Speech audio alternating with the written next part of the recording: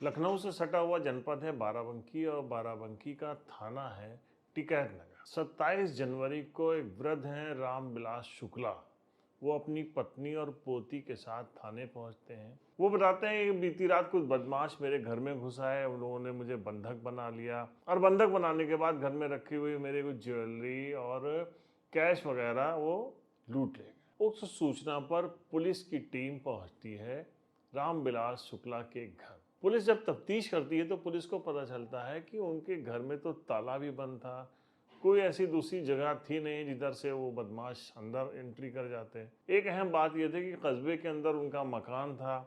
इतने वो संपन्न भी नहीं थे कि खासकर बदमाश उनके घर पर धावा बोलते। फिलहाल पुलिस ने चोरी का मुकदमा दर्ज किया।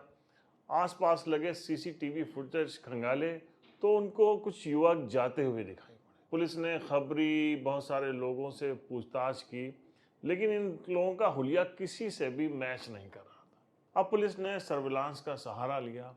उसके बाद जो बात प्रकाश में आई उसको जान के पुलिस वालों के भी होश उड़ गए, लेकिन पुलिस ने धैर्य से काम किया। दो टेलीफोन नंबर्स के बीच में लगातार हो रही बातों को सुना। उसके बाद पुलिस उस गैंग तक पहुंच गई जिसके 4 बदमाश 2 और लूट की घटनाओं को अंजाम देने वाले थे। लेकिन सबसे बड़ा सवाल क्या था कि उस बंद घर में जिसमें ताला लगा हुआ था, जहां एंट्री का कोई दूसरा रास्ता नहीं था, उसमें बदमाश पहुंचे कैसे थे। और जब इसका खुलासा हुआ तो सभी लोग हैरान रह गए।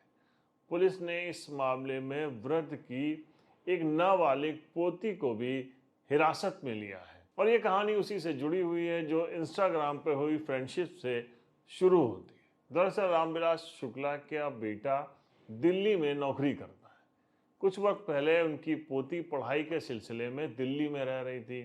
तभी उसकी इंस्टा पे अमन नाम के एक युवक से दोस्ती हो जाती है। अमन सिंह यूं तो महोबा का रहने वाला था, लेकिन वो दिल्ली में रहकर ऑटो टैक्सी चलाता था। लेकिन उसने एक नाबालिग लड़की को कुछ और बातें बताई अपने बारे में और अपने आप को एक कॉलेज में पढ़ने वाला युवक बताया।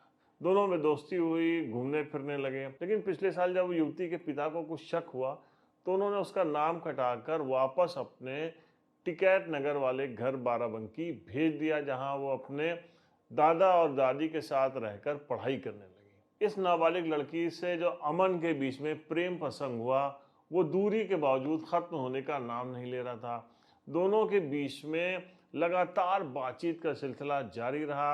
आखिर में उसने एक दिन अमन से कहा कि तुम बाराबंकी आ जाओ मेरे घर पे, मेरे दादा दादी जल्दी सो जाते हैं, तुम आओ, मैं घर का जो उसकी लॉक की चाबी है वो नीचे दरवाजे के नीचे से बाहर कर दूंगी, तुम घर में एंटर हो जाना, हम रात भर साथ में रहेंगे, उसके बाद तुम सुबह वहाँ से चले जाना।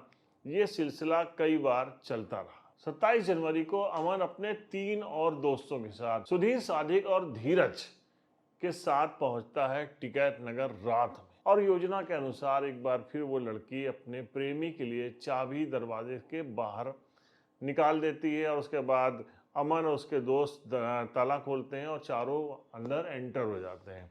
ये लोग रात में वहां पर रहते हैं और फिर जब वापसी का टाइम होता है तो अमन अपनी प्रेमिका से कहता है कि मुझे कुछ किराया चाहिए, इस वक्त मेरे पास किराया नहीं है, हम कई लोग आ गए, हम लोगों के पैसे ख़त्म हो गए हैं। अब वो लड़की कहती है कि नहीं, हमारे पास पैसे तो नहीं है, तुम ऐसा करो कि बाबा का जो है बॉक्स रखा हुआ है पीछे, उसमें पैसे, ज्वेलरी और सामान रखा हुआ है, तुम उसमें से ले सकते हो। ये लोग ताला तोड़ते हैं और बॉक्स से पैसे, ज्वेलरी निकाल रहे होते हैं, लेकिन उसी वक्त उनके बाबा यानी कि लड़की के दादा जग जाते हैं। हालांकि वो बहुत ज़्यादा कोई विरोध नहीं कर पाते हैं क्योंकि उनकी अच्छी खासी एज थी और ये 4 लोग थे, डर जाते हैं। लेकिन उसके बाद ये लोग सोचते हैं कि अगर हम लोग कुछ करेंगे नहीं तो कुछ और शक हो जाएगा, पुलिस अगर आएगी यहाँ पर, तो ऐसा करते हैं कि इनको बंधक बना देते हैं। चारों उनके मुंह में कपड़ा बांध के उसको उनको रस्सी और कपड़ों से बांध देते हैं और उसके बाद वहाँ से निकल जाते हैं। अब पुलिस को क्योंकि शक हो गया था, पुलिस ने घर के तीनों मेंबर से अलग अलग पूछताछ की थी, तो पुलिस का दिमाग भी चलने लगा कि कुछ ना कुछ तो दाल में काला है। इसके लिए पुलिस ने अब पता लगाया कि घर में किसके किसके पास मोबाइल है। तो 2 फ़ोन, क्योंकि वो दादा दादी का फ़ोन वो लोग लेके चले गए थे और उसके बावजूद जो लोकेशन उन लोगों की मिली थी उन नंबर्स को, और जो उनकी पोती थी नाबालिग लड़की थी, उसकी लोकेशन पुलिस ने एक साथ देखी और उसके बाद इन नंबर्स पे पुलिस निगाह रखने लगी। पता चला कि जो है घटना के 3 दिन बाद वो फिर लड़का जो है वो 31 जनवरी को अमन फिर यहाँ पर मिलने के लिए आया था। फिर इन दोनों के बीच में बातचीत हो रही थी, लगातार पुलिस उसके ऊपर निगाह रख रही थी।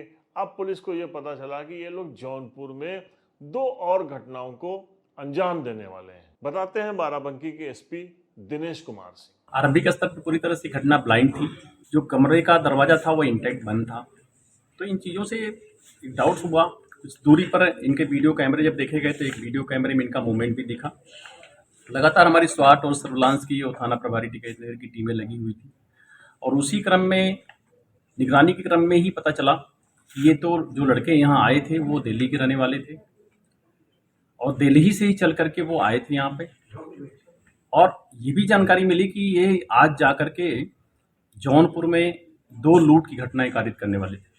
ये किसी पैसे के ट्रांजेक्शन जो होने वाला था उसको रास्ते में लूटते, और एक किसी घर में जब बारात जाती तो वहां जाके लूटपाट करते। वहीं पर एक यहाँ के जिस घर परिवार में घटना हुई उसी परिवार की रहने वाली बच्ची वहां रह के पढ़ाई करती थी अपने पिताजी के साथ, जिससे इंस्टाग्राम से इनकी दोस्ती हुई, और उसी दोस्ती के क्रम में ये उससे काफ़ी करीब हो गए और मिलना जुलना हुआ। उस रात भी ये बदमाश उसी बच्ची के बुलावे पे ही यहाँ पे आए थे, और उसने ही बुला करके अपने दादा वाले कक्ष में इनसे लूटपाट करवाई थी। उसी ने इनको चाबी प्रोवाइड कर दी थी, जिससे उनको घर में घुसने में आसानी हुआ। और जब ये सब निकल गए तो फिर उसने बंद करके चाबी को उसी स्थान पर रख दिया, जिससे किसी को डाउट नहीं हुआ। तो इस तरीके से पुलिस ने इन चारों युवकों को धर दबोचा। उनके पास है लूटी हुई रकम थी, वो भी पुलिस ने बरामद कर ली है। कुछ और सामान ज्वेलरी का पुलिस ने बरामद किया है। तो इन चारों युवकों के साथ जो अमन की प्रेमिका थी, वो नाबालिग लड़की, उसको भी पुलिस ने गिरफ्तार कर लिया है और किशोरी सुधार गिरह में इस लड़की को अरेस्ट करके भेजा गया है। अब ये भी अपराधियों की तरह सजा भुगतेगी। तो कहते हैं ना कि इंस्टा के ऊपर आपकी दोस्ती हो जाती है और किनसे दोस्ती होती है ये भी नहीं पता होता है। पुलिस अधीक्षक ने बताया कि गिरफ्तार किए गए 4 में से 2 तो खतरनाक अपराधी हैं, जो पहले भी कई मामलों में जेल जा चुके हैं, और ये सब लोग छोटे मोटे मैकेनिक और इस टाइप का काम दिल्ली में रहकर करते हैं।